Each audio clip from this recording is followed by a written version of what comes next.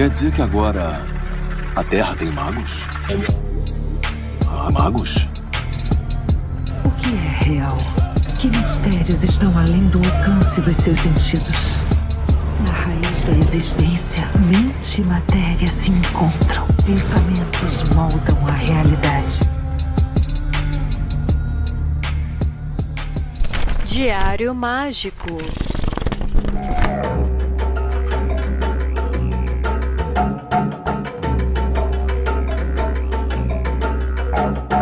Aí sim, eu sou o Rodrigo Vignoli, seu apresentador, e está começando agora mais um Diário Mágico, o primeiro da quinta temporada. 2025 já chegou com tudo. Eu guardei este episódio de hoje para que ele seja, essa estreia da temporada. A gente teve, na semana retrasada, o Choque de Egrégoras, foi muito legal. A gente já bateu o martelo que vai ser trimestral. É muito bom, a quantidade de feedbacks, as pessoas elogiando, trazendo novas perguntas, trazendo perspectivas diferentes, faz a gente se sentir valorizado pelo conteúdo que a gente pensa, planeja, produz, executa, e lança aí para vocês. Ficamos muito felizes, eu, o Jota, o Bruno, o Frater Pelicano, e aí prometemos que em breve vão haver outros episódios. Mas bom, eu tô aqui para falar para vocês o seguinte: no início de fevereiro começa o Páginas Abertas, Então, na primeira semana de fevereiro, sexta-feira, dia 7/2, a gente volta com as nossas lives mensais, e dessa vez a gente vai falar sobre magia do caos. A gente vai falar sobre sigilos, a gente vai falar sobre servidores, a gente vai falar sobre a função de um metasistema, como que isso se dá na prática e como que a gente pode aplicar a magia do caos, que costuma ser muito iconoclasta e às vezes irresponsável, dentro de um caminho iniciático autêntico. Então, eu quero de vocês os relatos.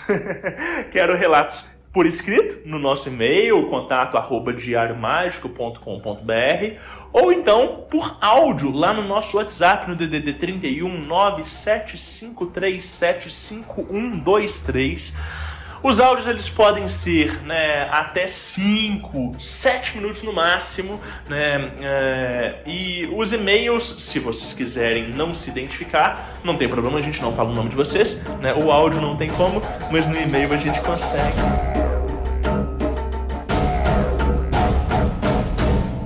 Se você gosta do Diário Mágico, quer ver a gente lançando novos formatos, quer ver esse projeto crescendo ainda mais, considere nos apoiar lá no apoia.se/Diário Mágico.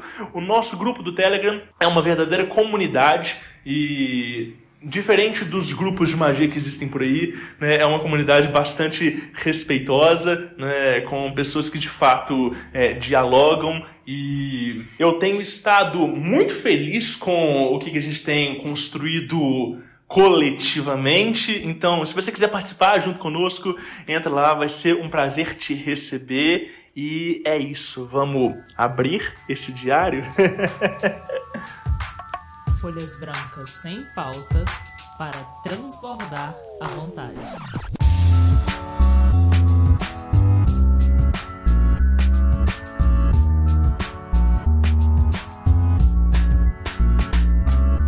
Aí sim! E aí, pessoal? Eu tenho o prazer de receber aqui no Diário Mágico o Wagner Frota. Eu conheci o Wagner quando, no ano passado, eu tinha decidido fazer uma viagem pro Atacama, pro deserto do Atacama, e descobri esse livro, Xamanismos Andes. Falei, cara, deixa eu dar uma lida nisso aqui. Comecei a ler o livro e se provou ser um dos melhores companheiros de viagem que eu tive. Eu fiquei tão encantado com o livro e com a quantidade de informações que tinha ali, que eu fui pesquisar pelo Wagner nas redes sociais, entrei no grupo do Telegram, comecei a ver os vários perfis que ele tinha ali e pensei assim, cara, quem sabe eu chamo esse cara para gravar um dia e tal. E ficou só na ideia, foi passando tempo, eu fiquei um pouco com vergonha, assim, até que circunstâncias da vida nos brindaram e aqui estamos hoje. Então, Wagner, seja muito bem-vindo ao Diário Mágico, cara. Muito obrigado, Rodrigo. Valeu pelo convite. É uma honra estar aqui com vocês no Diário Mágico e para a gente trocar essa ideia. Que legal, pô, eu fico muito feliz. E eu queria saber, Wagner, como é que você costuma, assim, se apresentar? Né, o que você define enquanto ocupação, né, assim, uma apresentação mesmo, para quem ainda não te conhece. Ok. Por formação, né, acadêmica, eu sou sociólogo, tá? Mas atualmente eu só exerço a profissão de etnoterapeuta e sou escritor, né? Tenho os meus livros lançados, né? E sou casado com a Tatiana. É assim que eu me apresento hoje em dia, né? Que legal.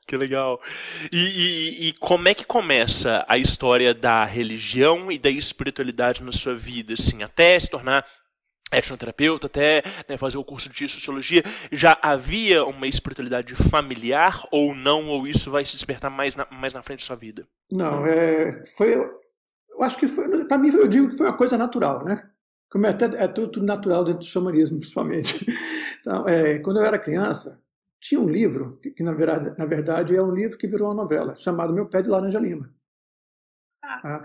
E eu assistia a novela assim, raramente.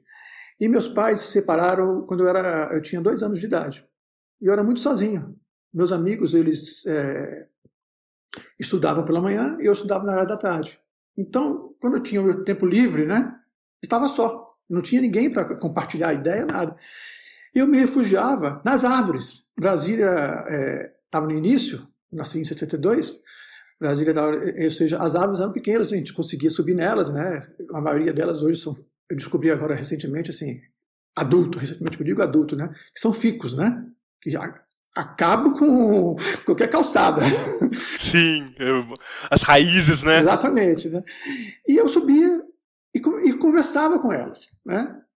E com o tempo, eu sentia dentro de mim elas conversando comigo, ressoando, entendeu? Começou a haver uma troca de ideias, né? E assim, eu não sabia nada de xamanismo. Eu tinha 3 anos, 4 anos, algo assim, um pouquinho mais, né? Porque a criança não ia estar lá sozinho lá embaixo. Ou seja, devia ser 5, 6 anos. Eu estava pré-primário, já no primeiro ano, como é que é? Primário, né? Que chamava, né? E tinha essa conexão, né? Minha mãe, a formação da minha família, principalmente, como meus pais se separaram, meu pai nunca foi religioso. Eu tenho poucas lembranças dele com alguma religiosidade. Me lembro que ele, nos anos 1970, ele fazia parte de um grupo que até hoje eu não sei o que é. Ele disse que ia para reunião, eu me lembro que eu ficava dormindo no carro, e ele falava que as pessoas, nós tínhamos antenas. Ele falava, todo mundo tinha uma antena assim, captava. Aí, e ele era engenheiro civil e também gostava muito de estudar astronomia, né? Já minha mãe, desde que eu me lembro, me entendo por gente, ela é espírita, kardecista. Se bem que ela nega, mas eu tenho certeza que ela passou pela Umbanda uma época, porque eu me lembro de ver lá em casa uma capa de Exu, tá? E, assim, mas ela, kardecista, sabe como é que é, né? Sim. Hoje em dia ela nega de pé junto. Ela ainda se define como kardecista hoje em dia? Vai às reuniões toda terça-feira, ela vai na comunhão espírita aqui em Brasília, né? Entendi. Às vezes precisa de um pouquinho mais de tempero ali dentro da... né? Legal. E ela sempre teve uma mediunidade muito forte, né? Eu me lembro dela contar que na cama dela, ela sentia que a pessoa deitava na cama e ela olhava e a cama estava ali com um buraco, como se a pessoa tivesse deitado, né? Ela sentia a presença e via essa, como é que se diz, essa formação ali no colchão dela, sei lá.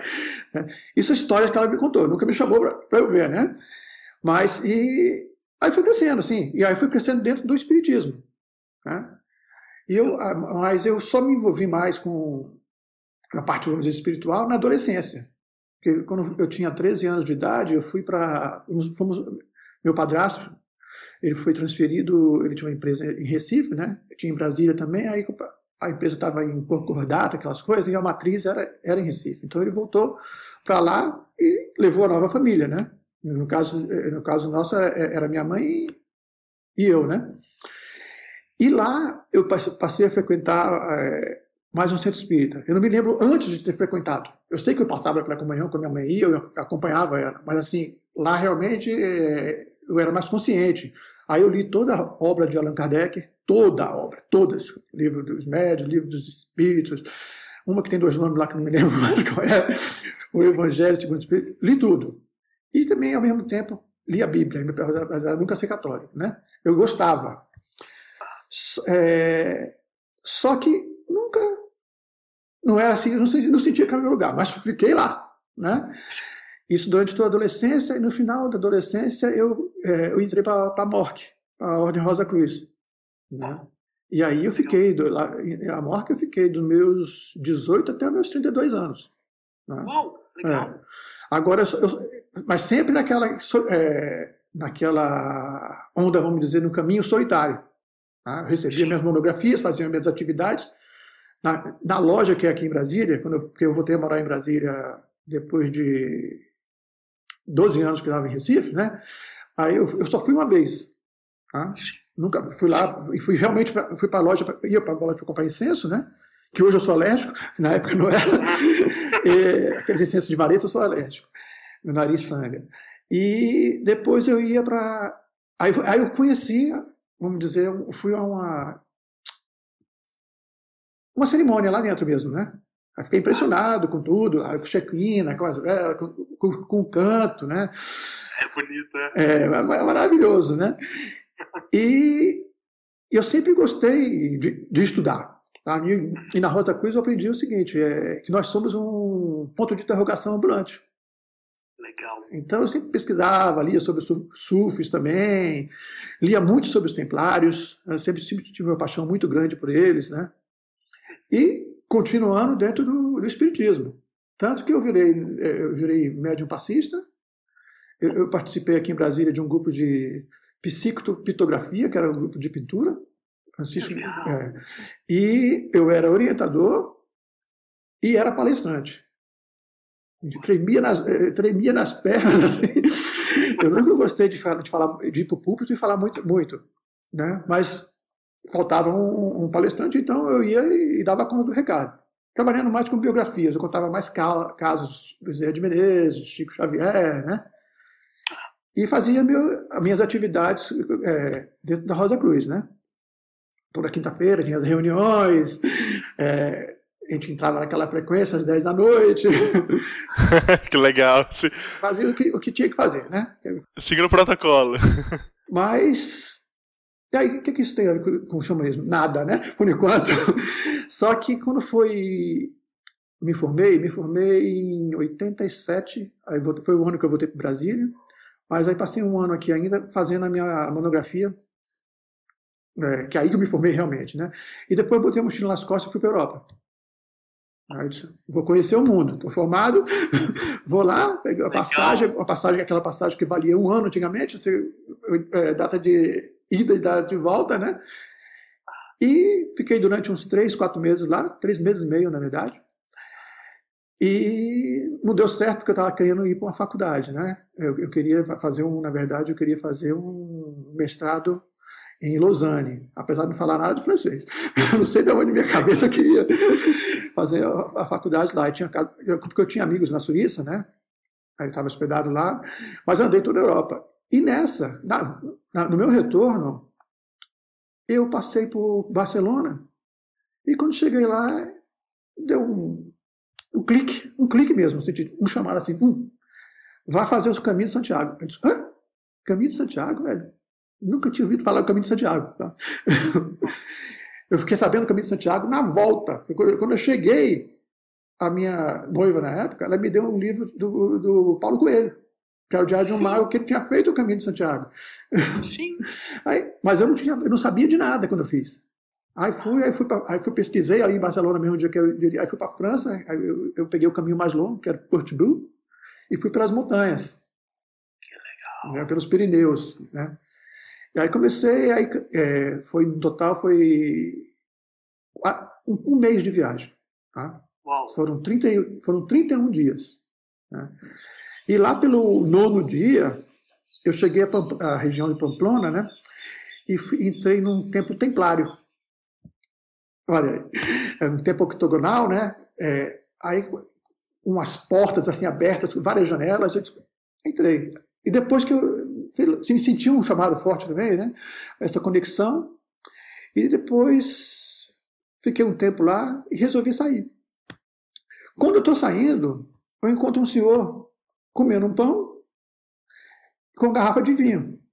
E tem até um ditado, né? Que com pão e vinho se acha o caminho. E ele ofereceu para mim pão e o vinho. E começamos, eu sentei com ele, né? E começamos a conversar, né? Aí ele falou que ele era basco, que é uma região ali um pouquinho da onde nós estávamos, a noroeste, né? Que é o País Basco, né? Viscara. E ele era um xamã. Ele é filho de uma finlandesa com um basco. Né? A Finlândia, lá no país nórdico, né? Já é fronteira com a Rússia. Né? Tem uns xamãs famosos que são Sami, que eles têm uns tambores ovalados. Tá? Uau. É muito legal. Inclusive, ele me mandou eu tenho um aqui que ele me deu em 2020. Ele mandou para mim, ele mesmo ele fez de tronco de bétula com pele de rena. Né? Uau, ele é muito demais. E vem um desenho assim de toda a cosmologia deles. É uma coisa maravilhosa. E aí foi na época que começou a pandemia, né? Aí eu tocava, eu disse, vamos tentar aqui para essa pandemia acabar logo, né? Mas voltando à viagem, né? Aí começamos a fazer o caminho junto. Antes eu estava só, passei uma semana só, e as 3 semanas finais eu passei com ele.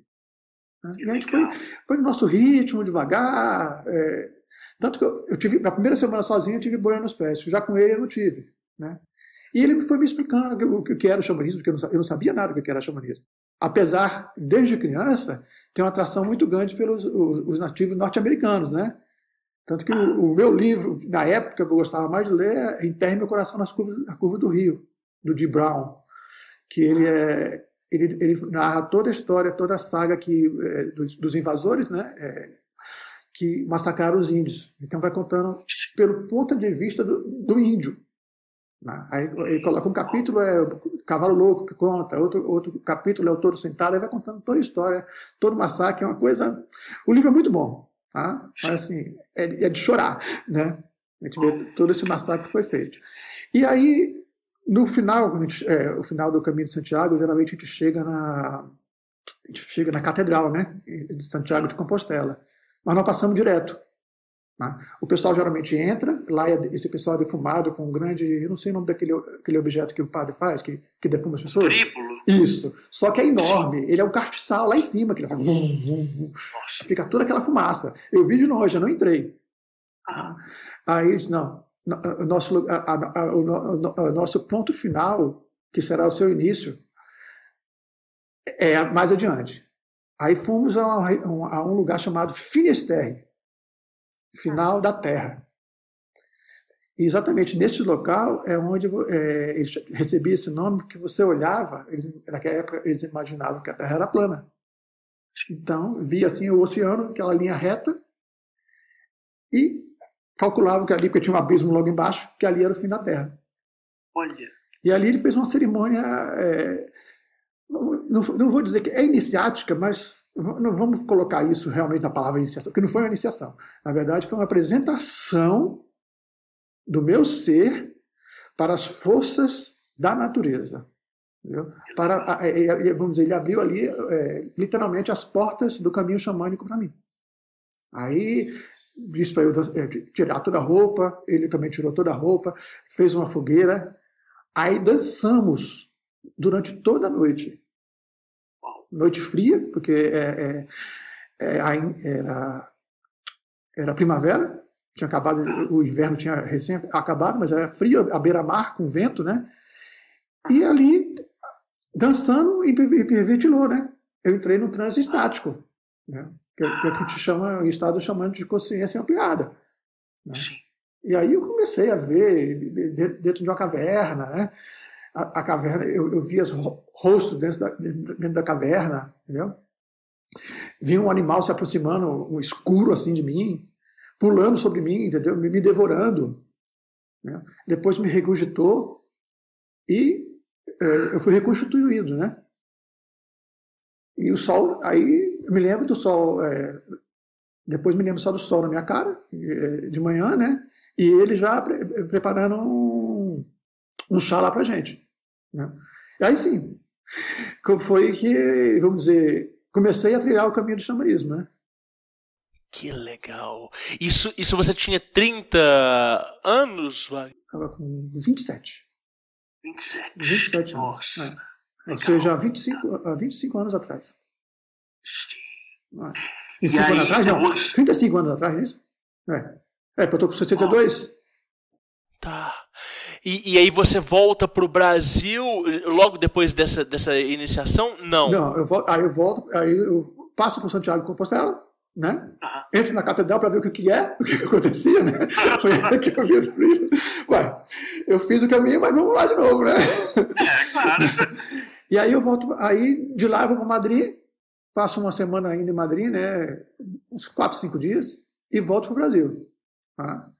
Aí volto exatamente, continuo com meus estudos dentro da Ordem Rosa Cruz, né? E também dentro do Espiritismo. Mas em 91, eu tenho um rompimento definitivo com o xamanismo, com o Espiritismo kardecista. Tá?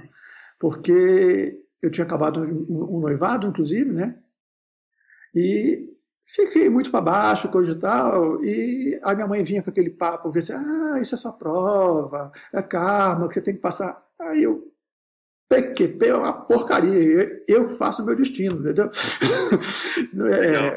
Eu faço o contrato, eu tenho que assinar o contrato. Eu não vou honrar um contrato que eu não assinei, entendeu? Sim. Então, aí comecei a ler mais sobre o xamanismo a partir daí. Né? Eu me lembrei dos ensinamentos e eu disse, agora eu vou pesquisar. Aí tanto que eu falo que hoje em dia eu sou um estudioso do xamanismo, um xamanista praticante, né? E comecei, mas não tinha nada, não tinha ninguém em Brasília que poderia me ajudar. Tem um rapaz aqui que ele tem uma livraria, quer dizer, um rapaz, na época era rapaz, né? Ele da minha idade, eu sempre esqueço o nome dele. Você entrevistou o Frater Pelicano, eu escutei o podcast e ele fala o nome desse que ele tinha um sebo, onde ele comprava os livros. Né? Aí eu me lembro dele. Ele até lançou um livro recentemente. Mas sempre que eu lembrar o nome dele, eu esqueço. Inclusive, ele participou, vamos dizer, mais adiante da minha história, ele participou de uma vivência xamânica comigo. Tá? Mas aí eu comecei a pesquisar sozinho, né? E resolvi ir para...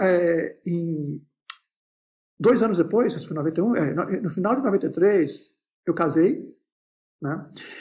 E estava desempregado.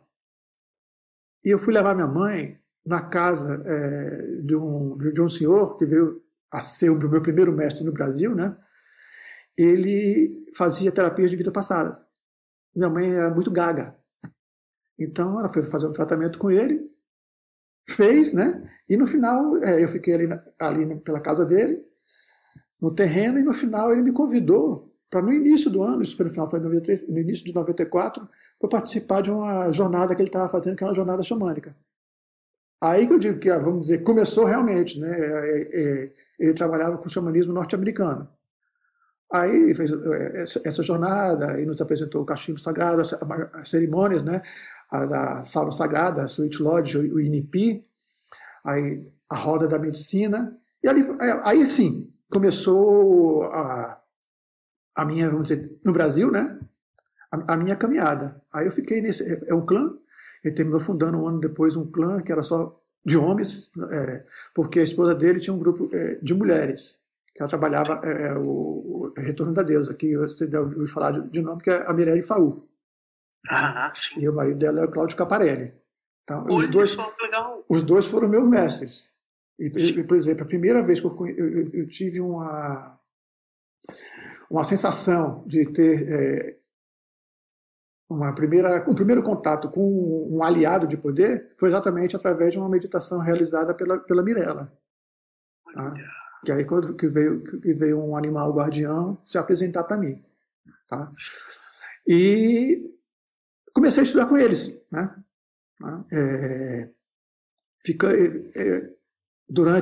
Nesse interim, né, nesses estudos, a gente sempre fazia 2, 3 vivências por ano, né? E em 97 foi essa que esse rapaz da livraria participou conosco também, foi aqui na cachoeira aqui perto de Brasília. Ponto de convergência, a cachoeira, esqueci o nome dela, mas o ponto de convergência foi esse local, né? Aí a gente fez um xamanismo, se não me engano, foi um xamanismo Kahuna, foi uma vivência de xamanismo Kahuna que é do...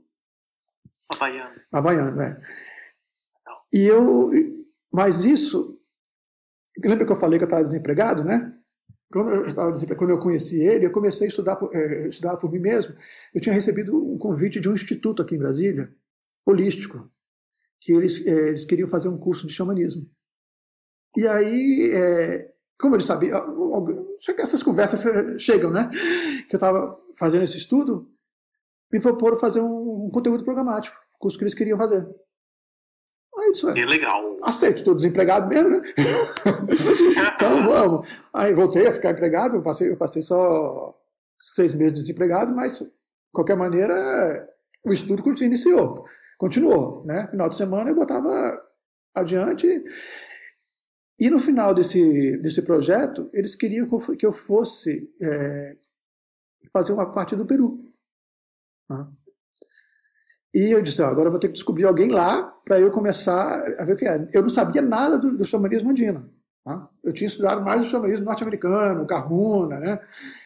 Eu não sabia nada relativo a isso, da parte andina. E eu mantive contato com um rapaz, né? Eu falo rapaz porque mais ou menos a minha idade, na verdade ele tem uns 10 anos do que eu. Hoje em dia está com 70, mas né, já são 20 anos atrás, né? Está com 50. Então, ele organizava, vamos dizer, vivências, grupos, como eu levo hoje em dia grupos para o Peru, ele resolveu estar levando um grupo, né? Só que eu falei, nós precisamos, a gente tinha uma equipe que pertencia ao pessoal da Discovery Channel, tá? O pessoal foi lá gravar. Esse instituto tinha grana. Eles contrataram eles para quando eu fosse, entendeu? Fizesse, essa equipe nos acompanhasse. Então, era a diretora do Alasca e as outras pessoas eram norte-americanas, estadunidenses, né? E fomos, como ele estava lá no mês de maio foi 2000, marcamos, fomos todo mundo junto para lá. Só que nessa época, eu já não morava mais em Brasília, eu estava morando em Maceió. Tá? Eu tinha sido transferido desse emprego que eu tinha conseguido para Maceió. E minha esposa era de Maceió. Né? Na ocasião, não a Tatiana, a minha atual esposa. Aí eu fui e quando eu fui para Maceió foi em 98, mas aí só em 2000 que surgiu essa oportunidade de eu ir para lá. E aí eu fui. E quando eu cheguei lá, uma coisa fantástica, né? Já no primeiro dia, aquelas montanhas ali, eu olhava para as montanhas olhavam para mim, o que eu sentia com a árvore na minha infância, comecei a sentir com a montanha, né? Eles conversando comigo. Eu disse, caramba, elas estão vivas. E participei de algumas vivências com ele, né? Ele me apresentou alguns nativos, né? Que eram exatamente para onde nós íamos, que era a tribo dos Quero, né? Que segundo a lenda dizem que eles são os guardiões do conhecimento incaico, né? Aí, e passou uns 4 dias que eu estava lá, 5 dias, fomos para como é que se chama? Para a montanha. Né? E antes de ir para a montanha, ele nos apresentou outros xamãs, vamos dizer, dali da região, né? Mas que trabalhavam nas cidades. Alguns eram queros e outros não. Né? Outros eram de Cusco, uma de Ollantaytambo, que é a minha mentora. Tá? Desde aquela época ela passou a ser minha mentora. Quando eu desci da montanha, ela passou a ser minha mentora. Mas daqui a pouco eu chego nesse ponto. Vamos subir a montanha. Aí nós fomos, naquela época as estradas eram todas de terra batida. A gente encontra ainda algumas no Peru, mas naquela época era assim. Então a viagem que hoje em dia a gente faz de 3 horas e meia, nós fizemos em 7, 8 horas. Nossa. E mochila nas costas, né? Mula, tinha todo, porque eu tinha que levar o equipamento de filmagem, tudo, né? E nós fomos para a nação dos Queros. Só que a nação dos Queros, os Queros, ele tem várias comunidades. Eles são, se não me engano, são 6, 7 comunidades. Tá? A gente vai sempre para uma comunidade dela, começa e não chega carro lá. Você só pode ir a cavalo ou a pé. É tudo na mesma região, assim? É tudo na mesma região. Vamos dizer que seria uma grande montanha, mas é uma montanha enorme, é uma cordilheira, na verdade, né? Só que eles são próximos, assim, de caminhada, vamos dizer, uma da outra são 2, 3 horas de caminhada. Tá? São próximos. Porque é o seguinte, no inverno, quando é época de inverno forte, eles descem para a selva. Ali é a entrada da selva. É onde eles têm a plantação de batata e de coca. Não, de milho e de coca. Já subir na montanha, eles têm a de batata. E quando chega na montanha, eles criam exatamente as lhamas e alpacas. Que aí só nasce mato, na verdade. Existe uma árvore, quênua, parece até a nome da flauta. Alguns chamam quênua, que é uma que ela descasca. Tem muito na Plaza de Armas em Cusco. Né? Ela é marrom, assim, um marrom meio avermelhado, e ela meio que descasca. A gente vê em Sacsayhuamán também dela. Né? E é a árvore que fica acima dos 4.200 metros. E aí lá conhecemos, vamos dizer, essa comunidade, esse Ratunquero, vamos dizer que é a capital. E lá eu participei das cerimônias dele, né, que eles faziam, principalmente o ayahuasca, que nós conhecemos como então a Areicui, que é o despacho, né? É um despacho que é similar, não vamos dizer que é igual da Umbanda, mas de certa maneira é similar, né? Que você uma oferta. É uma oferenda, exatamente, que você faz os comensais sagrados, né? Ao Pai Sol, à Mãe Terra, aos Apos, né? Que são os espíritos das montanhas, a Mama Uno, a Mãe Água, e por aí vai. E uma coisa que eu gosto muito de passar por essas comunidades, observar, né? Aí vem o meu lado sociólogo, né? Observar. E interessante, eles trabalham, por exemplo, os homens na hora do jantar, do almoço, na hora das refeições, os homens ficam de um lado, as mulheres ficam dos outros. Olha. Os homens ficam de pé e as mulheres ficam sentadas. Entendeu? Eles dizem que é uma ligação cósmica, como se fosse o masculino, exatamente, o sol que vai fecundar a terra. Tá? Tanto que eles usam muito a chacana, que é a cruz andina. Né? E exatamente a chacana é a cruz. Então o homem está na vertical e a mulher está na horizontal. Isso não quer dizer que o homem está em cima e a mulher está embaixo, não existe nada, é igualitário. Tá? E é a força. Né? Tanto, por exemplo, eles têm graus de sacerdócio. Tá? Eles não, lá nessa nação, os xamãs, eles não são chamados xamãs, né? A gente sabe, o xamã é lá o siberiano, né? Que foi aquele, como é que é o nome dele? Avvakum Petrov descobriu lá em 1672, tá? Depois, no início do século passado, 1900 e tanto, aquela Marie Antonie Kizaplovik, eu não sei se Kizaplovik, eu não sei se a pronúncia está correta, né? Ela é uma polonesa, né? Que ela escreveu um livro sobre xamanismo, né? O xamanismo, Origens e Mistérios, na tradução no Brasil, né? Ela que trouxe a palavra xamã para nós. Muitas pessoas erroneamente pensam que foi o Mircea Eliade. O Eliade, vamos dizer, disseminou mais, mas foram 40, 50 anos depois. Esse termo, então, ele é tipo siberiano. O termo xamã. O termo xamã é siberiano. Quer dizer, aquele que significa aquele que vê no escuro. Vê no escuro, sim. E voltando aos Queros, eles se intitulam de Paco. O Paco seria o homem de medicina, mas eles são curadores, sacerdotes. Eles estão mais como sacerdotes, eles estão, se a gente fosse escolher mesmo, eles estariam mais para o místico do que para o xamã. Tá? Apesar de ele estar nos dois, com um pé lá e um pé cá. Tá? Mas eles são mais contemplativos, eles procuram, a gente faz uma viagem mais interior, tá? Eles procuram se conhecer mais, né? E por isso trabalham muito a paridade. Né? Tanto o masculino, o feminino, o dia e a noite, o sol e a lua. né? Voltando, por exemplo, os homens, quando usam os seus ponchos, todo o desenho do homem, ele é na vertical. E as mulheres usam as saias delas são na horizontal. Tinha que ver aqui aqueles babados na saia. Exatamente. São coisas que as pessoas, um turista, por exemplo, não nota, né? Eu tinha, exatamente, como eu falei, sou um ponto de interrogação ambulante. Então comecei a perguntar, e ele disse, nossa, você notou isso, né? Que legal. E esses graus de sacerdócio deles, o sacerdócio é tanto masculino quanto feminino? Tanto masculino como feminino, né? E geralmente eles começam com um grau mais baixo, que eles trabalham com as cuias. Cuias são umas pedras que eles chamam pedras de poder. São pedras com sentimentos, que eles chamam.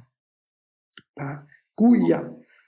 Aí a gente chama muito de pedra de poder. É o nome que nós falamos, né? Mas cuiai quer dizer sentimento. São pedras que têm coração. Por isso que eles chamam cuia, né? Que eles colocam dentro da mesa, que é um pacote. E aí o primeiro, eles chamam-se cuia rampek, que é o curador, o curandeiro, né? Que trabalha com as pedras. Depois tem o pampa misaio aqui. Pampa é o que vai... E misa. Misa é essa mesa, esse pacote que eu falei. E na língua deles é misa, que o pessoal chama de misha ou misa também. O missa, né? Porque ali é o altar ambulante deles. Tá? E eles fazem... aí esse outro chama, que começa a trabalhar com ela, é o tal do pampa misaico. E ele faz o despacho que eu falei, o aricui. Ele arma todas as coisas que vai ser na oferenda. Por exemplo, eles colocam lá a concha, tá? Que significa o grande útero da mãe cósmica, Pachamama, porque Pachamama, o nome significa Pacha, não significa terra. Mãe cósmica. Cósmica. Exatamente. Ela está nesse espaço-tempo. A palavra Pacha significa o espaço-tempo. Tá? Ela seria a nossa mãe cósmica, e a mãe terra em si seria Alpa Mama. Alpa é terra. Só que aí, vamos dizer mais ou menos assim, Pachamama seria a guardiã do planeta Terra. Tá? Ela seria guardiã, vamos dizer, o espírito guardião do planeta Terra. E tem o Pachatata, que é o pai cósmico, né? Que na cosmologia, eu vou falar um pouquinho dessa cosmologia deles, né? Existia um grande ovo. Tá? O universo era um ovo. E esse ovo foi dividido ao meio. Vamos dizer, a essência masculina estava acima, Hanan, e a essência feminina abaixo, Hurin. Mais uma vez, não tem nada de inferior nem superior, tá? Só porque existia essa divisão. E Pachamama cuidou da Terra e Pachatata cuidou, vamos dizer, do cosmos. Sim. Né? E ele fecunda, por isso que ele fala, quando chove ele está fecundando a Terra. Né? E aí ele criou novamente dois. Ele criou o Sol e a Lua, porque vivíamos numa era de trevas. Na criação do universo, no Big Bang, né, que a gente conhece, era uma época de trevas. Então, criou o Sol e a Lua para iluminar. Né?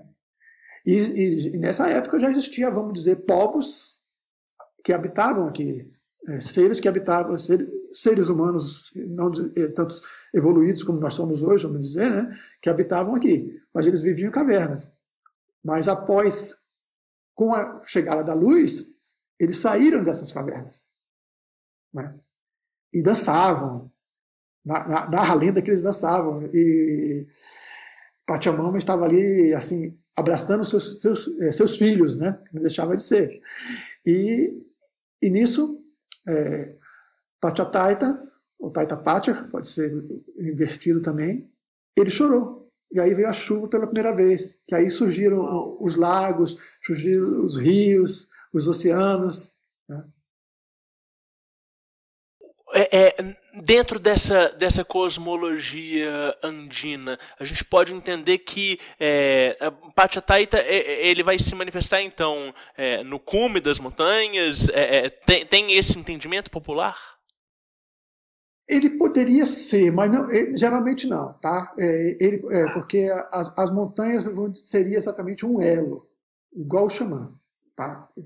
Tanto, por exemplo, Chaka, a Chacana, muitos xamãs, inclusive, também se chamam Chakaruna, homem-ponte, que ele vai fazer a ligação do mundo material com o mundo espiritual. Sim. Entendeu? Aí por isso que alguns chamam de chacarunas, que eu falei que é o Paco, né? Paco, ele vem de alpaca. Tá? Vem da palavra alpaca. É uma corruptela, na verdade. Aí, mas assim, a gente chama ele como Pai Céu. Se fosse ele seria o Pai Céu e Pachamama ficou como Mãe Terra, como eu falei. Tá? Ele não existe muito. Só existe um templo dedicado a ele em todos os anos, que fica na ilha de Amantani. A ilha de Amantani, que é uma ilha no Titicaca. Lá tem um templo para Pachamama, que é um templo, vamos dizer, no meio do caminho da ilha. E na parte mais... Né, no meio do caminho da ilha fica o templo do Pachatata. E na parte mais alta fica o de Pachamama. Que é um templo... o do Pachatata é quadrado, e o de Pachamama é redondo. Uau! Aí é na ilha, não sei quando você foi lá, se você chegou a conhecer. Não. Vale a pena quando você for outra vez, ver um jeito de ir para Puno, pegar um barco. É muito legal lá. É uma ilha assim que só mora, é uma comunidade, mas tem só é uma etnia, né? Que eles vivem lá. Mas voltando um pouco lá, vamos lá, você perguntou dos graus, você falou das mulheres principalmente, né? E fora o Pampa Misayo, existe os Alto Misayo. Alto, já fala, que é o grau maior. Inclusive, a única mulher, atualmente existe 2 Alto Misayo, uma mulher e um homem. Que o homem é Alejandro Apaza e a mulher é Maria Apaza. São irmãos. Tá? Maria, eu fiquei sabendo recentemente que ele eu não sei. Tá? Eu conheço ele não era. Ele era Pampa Misayo. Agora, como é que vai saber quem é e quem não é, né? Porque o Alto Misayo, geralmente, foi um que foi escolhido, vamos dizer, pela espiritualidade, tá? Pelos seres luminosos, né? Através de um raio. Dona Maria recebeu 3 raios. Caraca! Porque dizem que o primeiro raio separa o lado direito do lado esquerdo.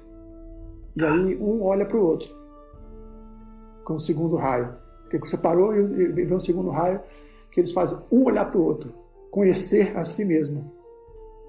E o terceiro raio é para juntar de novo. Aí diz que a pessoa nasce transformada. E assim, isso ela foi atingida quando criança. Tá? Outros dizem que gêmeos também são Alto Misayo. Mas é raro encontrar nessa etnia, por exemplo, gêmeos. Tá? E ele eu não sei, tá? Eu estou passando a informação que foi passada recentemente, né? Eu sei do caso dela. Inclusive, no meu matrimônio, no meu casamento, 11 anos atrás, ela participou da cerimônia. Ela também é uma das minhas mentoras. Tá? Apesar que eu a conheci, quando eu fui para lá pela primeira vez, eu a conheci, porque ali houve exatamente um conclave, vamos dizer, de Pacos, né? Eu a conheci lá e conheci o meu primeiro mentor, tá? Que era o Manuel Quespe, que era o mentor da minha atual mentora, vamos dizer, que é urbana, que é de Ollantaytambo, né? Eu vou dizer que a gente fala que é urbana, mas é de Cusco, né? Que vive na cidade, né? E aí a Dona Maria, inclusive, ela roda o mundo. Hoje em dia, ela teve agora, em 2022, ela estava no Egito. Teve um encontro lá e tem fotos dela lá. Ela fica rodando o mundo, vamos dizer, disseminando a semente inca, que nós chamamos. Os ensinamentos, o conhecimento. Né? Que legal!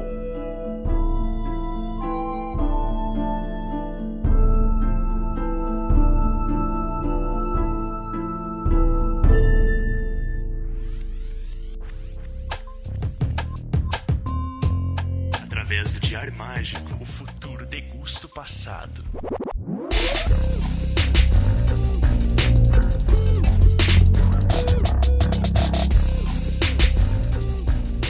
Anote seus E aí você estava contando que você subiu a montanha ali, né, naquela expedição, e quando você desceu, você encontrou, né, essa mentora sua. Mama Júlia. Porque aí eu voltei e me encontrei, voltei com Dom Alberto, Dom Alberto Vilhodo, que é esse rapaz que tinha organizado a ida à montanha, né? Ele estava com o grupo dele, que ele leva, e ele me apresentou a ela. Nós estávamos em Tipon, estávamos acampados em Tipon. Tá?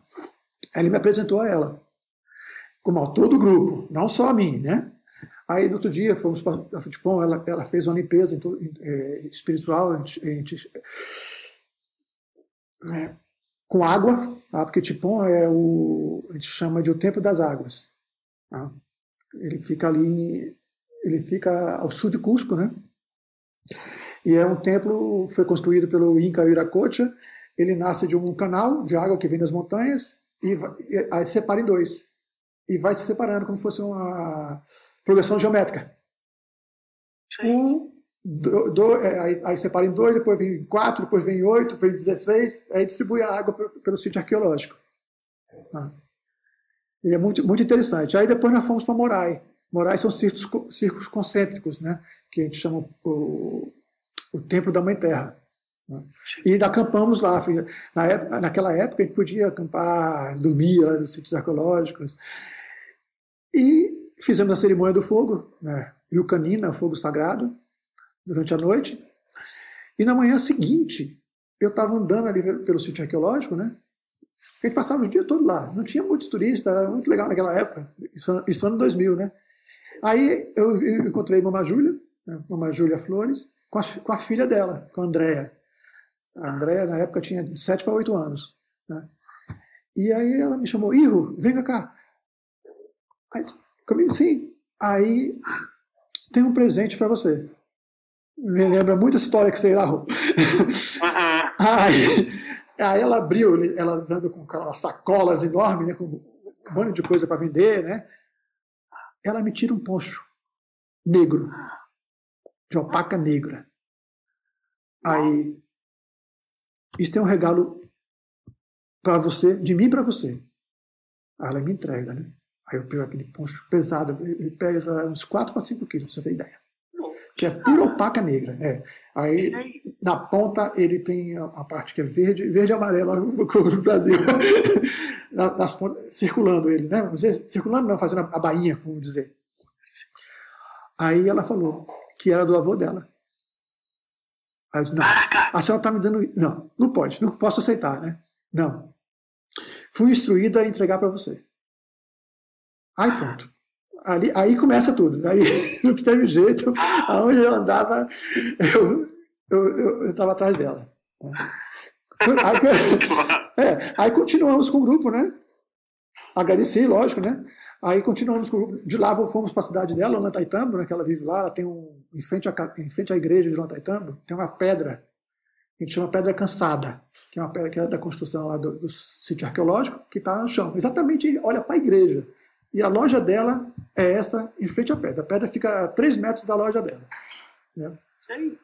Aí ela mostrou onde era a casa dela, coisa e tal, e nós fomos pegar o trem para Machu Picchu. Né? Aí chegamos em Machu Picchu, estava um dia chuvoso. Assim, a gente fez o passeio e a gente fazia uma cerimônia em Machu Picchu. Tem uma pedra lá em cima, perto da casa do vigilante. Hoje é tudo cercado, então hoje em dia as pessoas não podem nem chegar lá. Você chega assim, de longe, tá lá aquelas cordinhas, né? Mas na época a gente podia fazer, que chama-se pedra de oferendas, de cerimônias e oferendas, que o Dom Alberto na época chamava de Pedra da Morte. E fomos fazer uma cerimônia lá. Né? Tava chovendo, ele distribuiu folha de coca para todo mundo, aí cada um pegou 3 folhas, fez um buquê, que lá chama-se quinto, que esses 3 simboliza o mundo de baixo, o mundo do meio e o mundo de acima. Tá? O Kupatia, Kaipatia e Hanampatia. Né? Também significa o ser humano, os apos e o cosmos. Legal. Aí fizemos esse rezo, né? Não deu 10 minutos, a chuva parou. Aí, vamos ter cerimônia. Aí tivemos, né? Aí cada um... Era um grupo enorme, o grupo tinha umas 30 para 40 pessoas, eu não sei ao certo. Já fui em maiores, mas eu me lembro. Aí ele chegou e vai chamando um a um e faz a cerimônia, né? Que é uma cerimônia que eu faço hoje em dia, né? É uma das técnicas que eu uso no meu trabalho como etnoterapia, né? Que ele abre os vórtices energéticos, né? Nossos nhaois, que nós chamamos os olhos místicos, né? Lá no Peru, que é muito similar aos chakras, como conhecemos, né? E ali, vamos dizer, separa o corpo, a nossa essência do corpo físico, né? E ele joga assim, faz assim, e joga. Isso é jogado no cosmos. Só que eu me lembro de que eu fui jogado no cosmos. Mas eu sei que dali, só que eu não acordei no cosmos. Eu acordei dentro da pedra que eu estava deitado. Eu vi, mas aí eu estava assim, dentro do outro dia. Eu estava no mesmo dia, mas eu estava no outro dia, pode ser que dia passado, não sei que dia. Mas assim, eu via pessoas, como se eu tivesse enterrado numa pedra transparente, eu via as pessoas caminhando, olhando a pedra, tudo. Né? E depois olhava para as montanhas ali ao redor, via como se fossem entes, né, vamos dizer, andinos, sentados nas montanhas, bebendo chicha, tomando um mate, alguma coisa assim, conversando com. E eu lá embaixo, né? Aí depois, uma hora, ele chegou e fez a ligação de novo de todos os meus vórtices, né? E aí eu fui expulso da pedra. Né? E aí só no outro dia, aí nesse dia descemos, fomos para o nosso hotel, né? Isso eram quase 11 horas da noite. E de manhã cedo voltamos para conhecer realmente, vamos dizer, Machu Picchu. Que no outro dia, chegamos no final da tarde, estava chovendo e teve essa cerimônia, né? Aí fomos conhecer Machu Picchu, coisa e tal.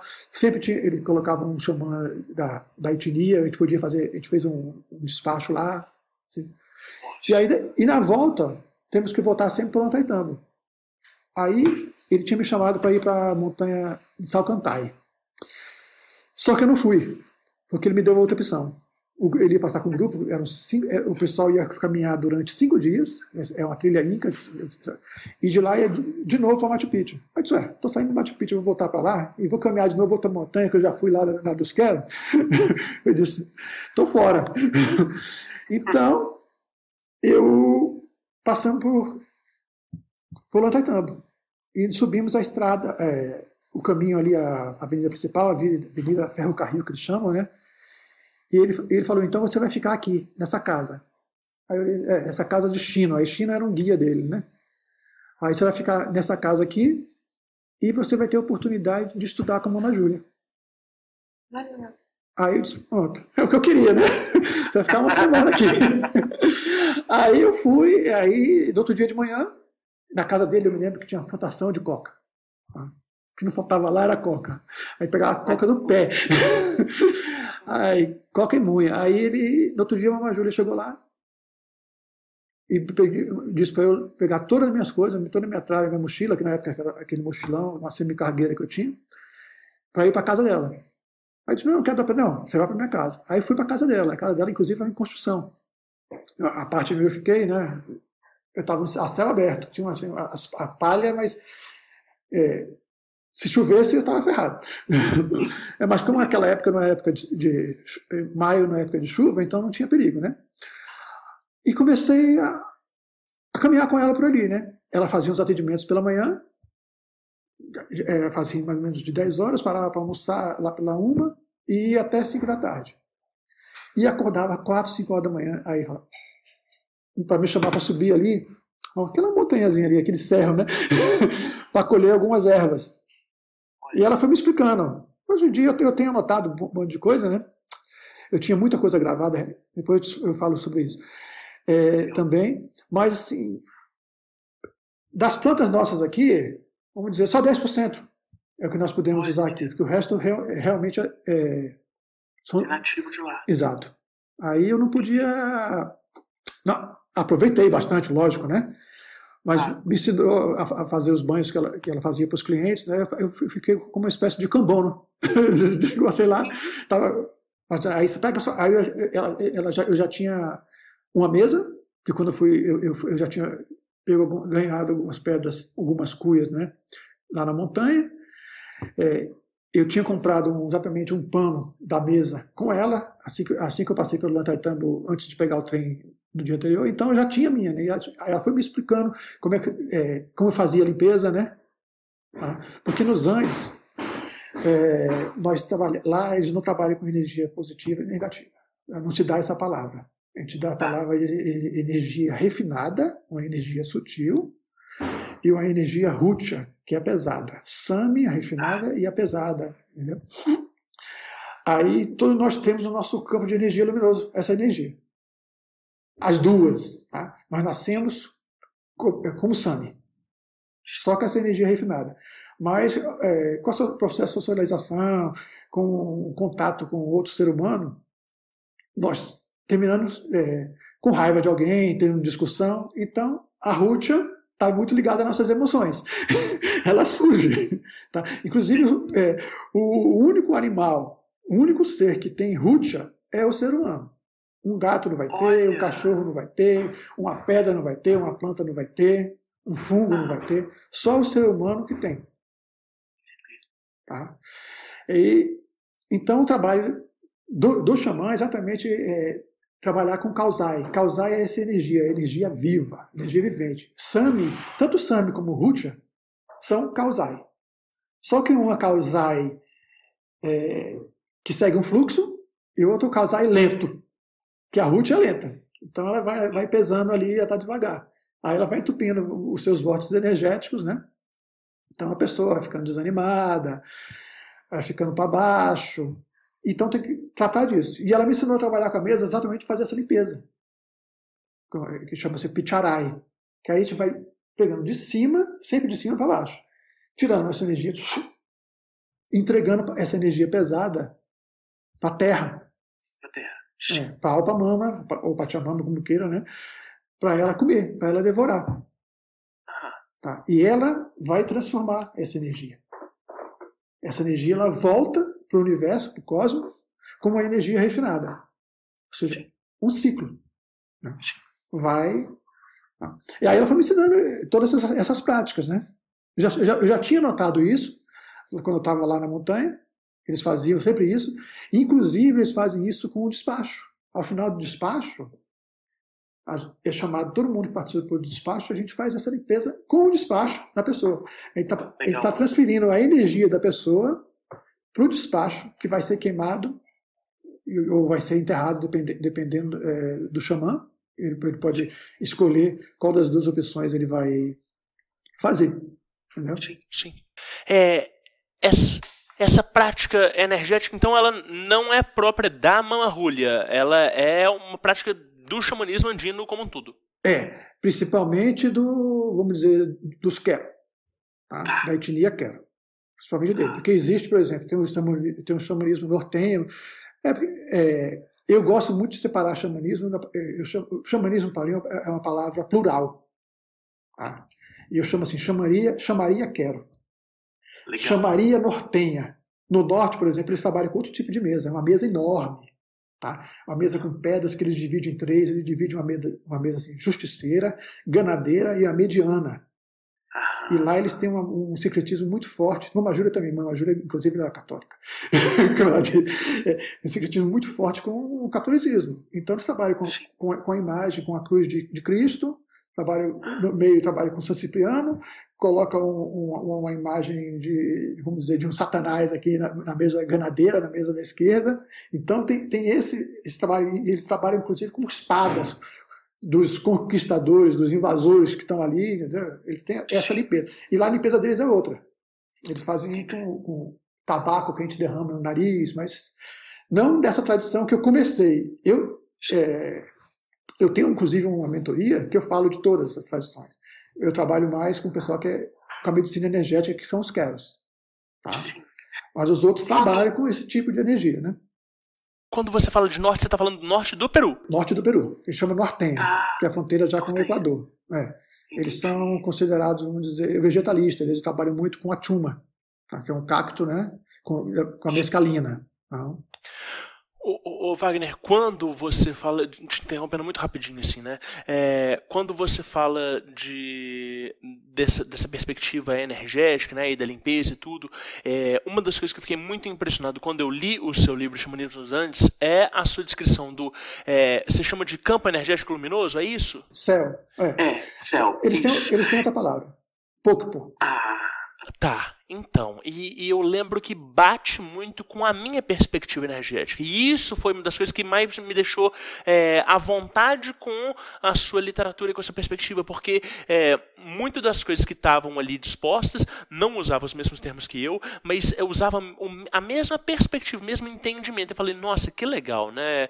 Não é uma tradição que eu tenho a menor familiaridade, eu não conheço nada, e, no entanto, a gente está falando dos mesmos fenômenos e usando das mesmas ferramentas para conseguir lidar com esses fenômenos, sabe? Então, isso, ao mesmo tempo que me impressionou, me criou uma sensação de intimidade, de familiaridade muito legal, sabe? Entendi. Mas é isso mesmo. Eu acredito que, vamos dizer, todos os caminhos espirituais, né? Dentro da gente sabe, né? Todos levam ao mesmo fim, né? E as práticas são similares, né? Independente de qual caminho que cada um trilhe, né? Ou deveria ser assim, né? Por exemplo, você encontra muito, na igreja evangélica, por exemplo, você encontra muito do xamanismo. Uma pessoa que observa, você encontra aqueles rituais vamos dizer, de desobsessão, aquilo ali, o dançar, na própria igreja católica mesmo, falar com anjos, sabe? A pessoa está ali através de cantos, através de dança, coisas que o xamanismo pratica, né?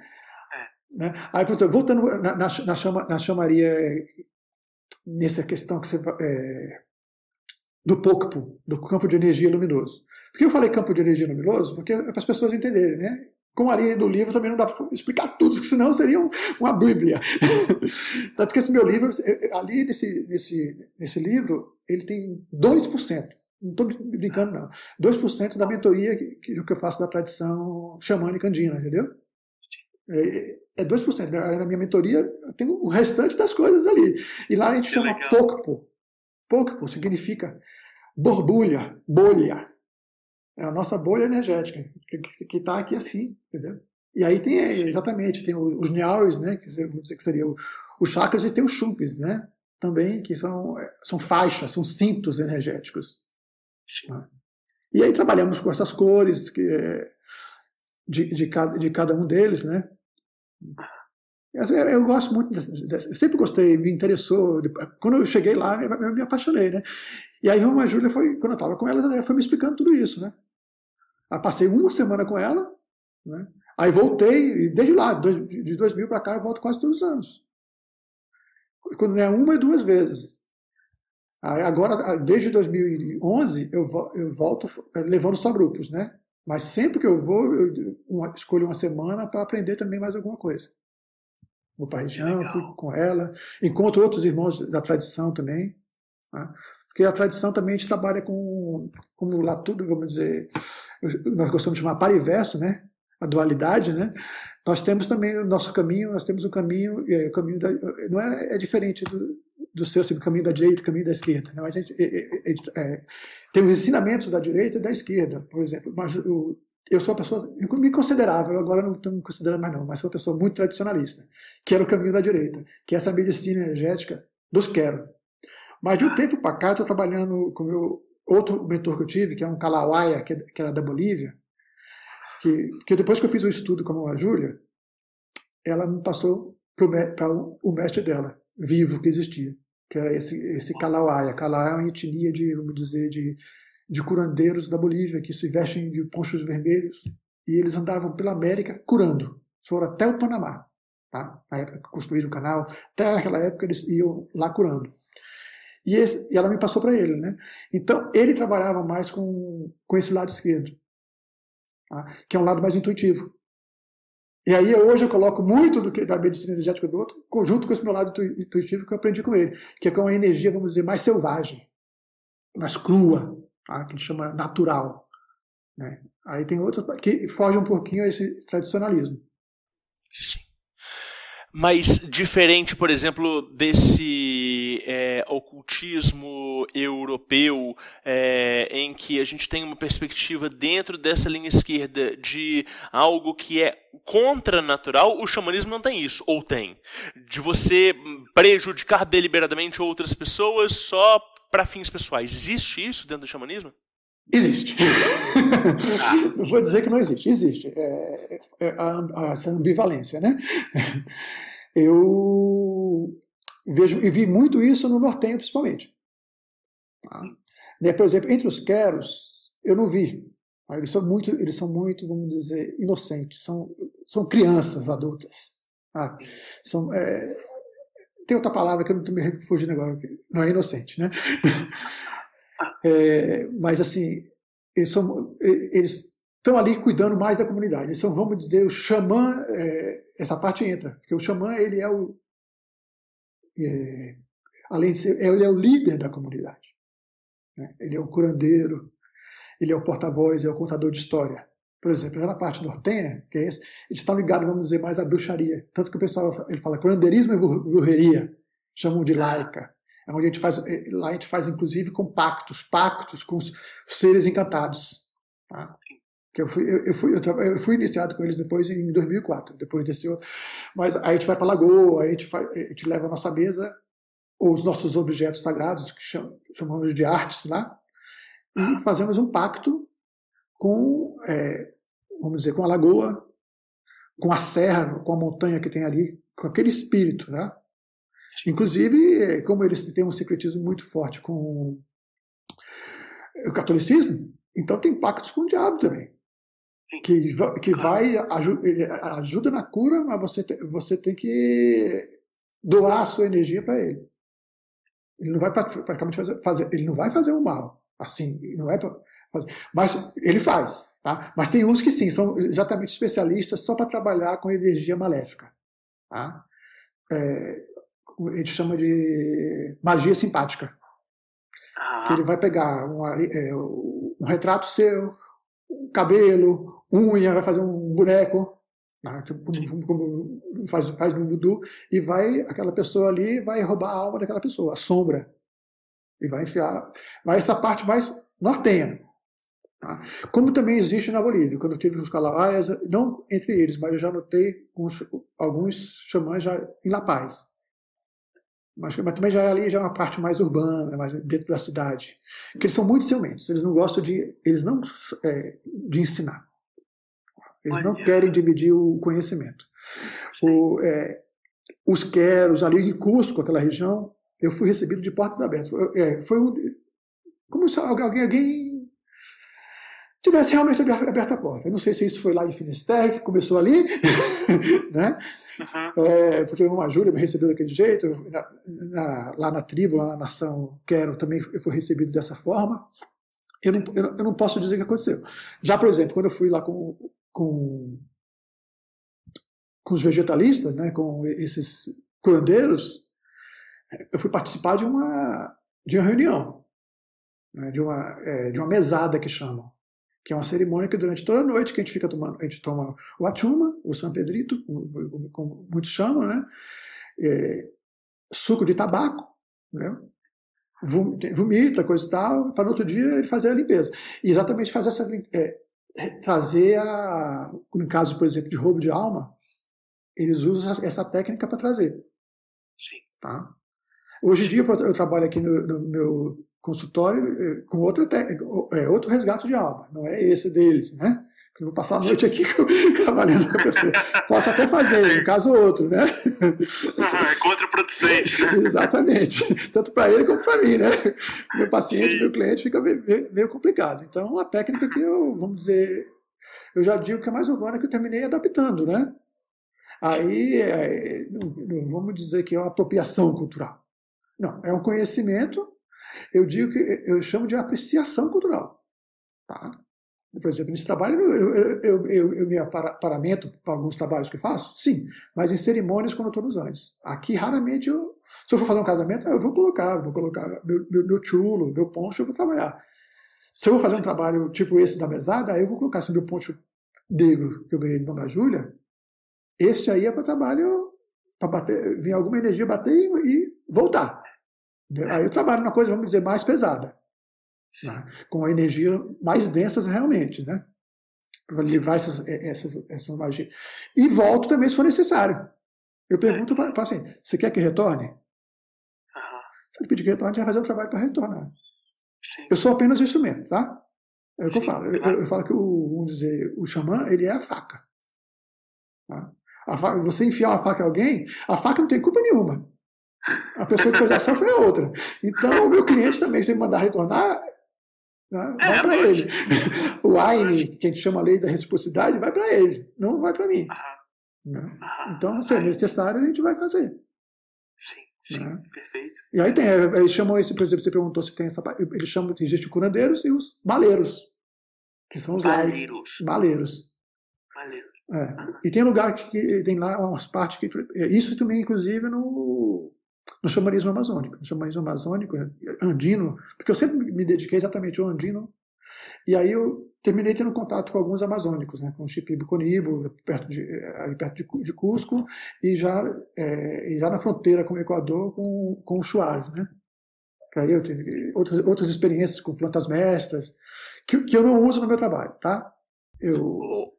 Wagner, eu fiquei com a impressão que foi a seguinte, quando eu estive ali no Atacama, no Chile, eu achei que eu fosse encontrar uma veia religiosa muito forte, e não foi.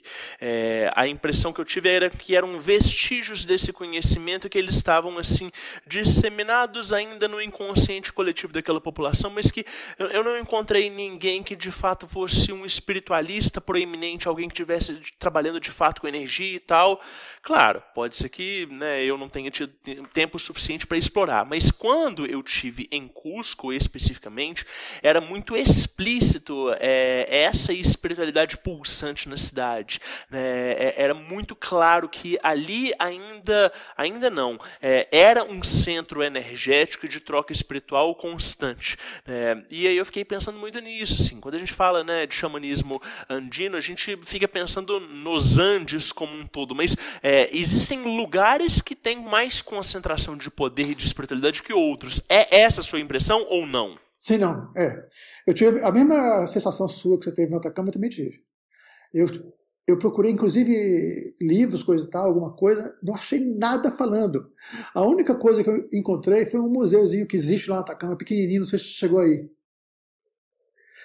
Pequenininho. E lá eu comprei um livro que eles falam de um rapé. Que eu vi lá exatamente exposto, eu vi lá uma madeirinha cortada assim no meio, fazendo como se fosse é uma madeira cortada como se fosse uma piscininha, sabe? Se você quisesse colocar água, alguma coisa ali, e eles colocavam um rapé ali. E eles tinham um canudinho que eles faziam isso. E é um rapé de Cebil, que é o nosso angico aqui no Brasil. Tá? Que é o iopo na Amazônia e no Peru também, chama-se por iopo, que chama Wilca, que é bem poderoso, inclusive. Ele é puro DMT. Então, é o Asca. Então, você fica 2 horas, assim, inclusive quando ele sopra com os 2 canos aqui, não é um depois o outro. É o tepi, né, que chama, né? Aí eles pegam com os 2 de uma vez só. E a pessoa cai. Fica ali durante as 2 horas, durante 4 horas, que é puro DMT. Foi ali que eu descobri que eles usavam, mas eu não olhei, fui até uma tribo que existia lá, que era uma antiga tribo, aluguei uma bicicleta, fui, pedalei durante 1 hora, coisa e tal lá, mas não achei nada assim. Agora, em Cusco já tem saindo pela orelha, né? Cada esquina, sempre o pessoal oferecendo ayahuasca, que eu alerto muita gente que me pergunta, né? Eu sempre indico uma pessoa lá como guia, e eu falo, não vai em loja tal, porque tem um cara lá numa loja, eu falo logo o nome, chama Chop, que o cara estava aplicando ayahuasca na veia das pessoas. Isso. Aí você fuja dessa loja, a loja é maravilhosa, coisas fantásticas, bonitas, você fuja dessa loja. A energia ali não é uma energia boa. Tá? E você encontra, o turismo místico é muito grande, a meca do turismo místico na América do Sul é Cusco. Aí o pessoal vai lá e vai muito atrás da ayahuasca. Sendo que o Achuma, né, que foi a planta usada por eles. Aham. A ayahuasca, que é o que eu trabalho, né? Sim, sim. No próprio xamanismo dos Andes, você descreve várias plantas de princípios ativos diferentes, né? Aí eu falo exatamente desse opo também, do Atuma, eu falo do Toi, que é a Misha, que é a nossa, como é que chama aqui? Aquele sino, trombeta dos anjos, trombeta, que o pessoal chama de trombeta. Ali eu tinha uma experiência com chuar com eles, né? Uma coisa... chama-se Maikua. Você não pode ver a luz do sol durante 24 horas. Se você sair, você fica cego. Tão forte que é. Eles me amarraram dentro da barraca. Você fica pelado, eu fiquei em forma de X, pendurado, puxado de um tronco nos pés e em cima. E depois disso ainda te dão ayahuasca 3 horas depois. É um processo iniciático que eles fazem, entendeu? Para fazer uma limpeza para você ser aceito lá como um deles, tá? Não é uma iniciação, tá? É um rito de passagem para você trabalhar com eles, tá? Porque eles lá, por exemplo, só fugindo um pouquinho dos Andes, né? Porque ali não deixa de ser, ali a Cordilheira do Condor, inclusive, então não deixa de ser dos Andes. Eles trabalham com essas 2 plantas, né? Eu falei, mas eles que é uma técnica que eu uso, que eu aprendi com eles, que é exatamente de tirar essa energia intrusa, uma energia cristalizada dentro da pessoa. Tá? Pode ser um parasita astral, pode ser esse feitiço que o baleiro enviou, não? Que é através da sucção. Essa técnica eu uso aqui no meu consultório, né? E eu aprendi com eles, né? E aí, para aprender essa técnica, eu tinha que passar por esse processo, caminhar na mata no outro dia. Nós entramos numa caverna, que era um lugar fantástico. Você entra na caverna, aí chega um ponto que tem uma cachoeira dentro da caverna. Aí você passa pela cachoeira. Quando você passa pela cachoeira, tem uma lagoa e uma clareira aqui em cima. O sol, meio-dia ali, ó, você nadando. Ali que eles te aceitam como se fosse um guerreiro deles. E aí, por exemplo, eles têm no xamanismo andino a gente chama de Iá, que é um Ituapo, que seria uma espécie de anjo de guarda. Mas lá eles têm um Arutã, que eles recebem desde criança, que aos 4 anos começa, como se fosse como um anjo de guarda, mesmo que você conversa. Tá? Que ele vai te orientar durante toda a sua existência. Tá? E ele que orienta quando você chegar na sua puberdade, se você vai ser xamã ou não. Tá? E aí fala lá pro... esqueci. O Ixim. É tanto nome de xamã, que chama lá de o Ixim. Se a pessoa pode estudar ou não. Ele vai estudar durante 5, 6 anos. Tá? E a criança, para receber esse Arutã, ela é criada durante um tempo separada dos pais. Ela fica com o xamã dentro de uma cabana para receber esse Arutã. E depois, se for virar xamã no futuro, eles trabalham com, chama-se virote. Yachai. Yachai significa, no Quechua também, no Runassim, conhecimento. Tanto que um dos nomes que te dá para xamã é Yachak. Aquele que tem o conhecimento, o homem de conhecimento.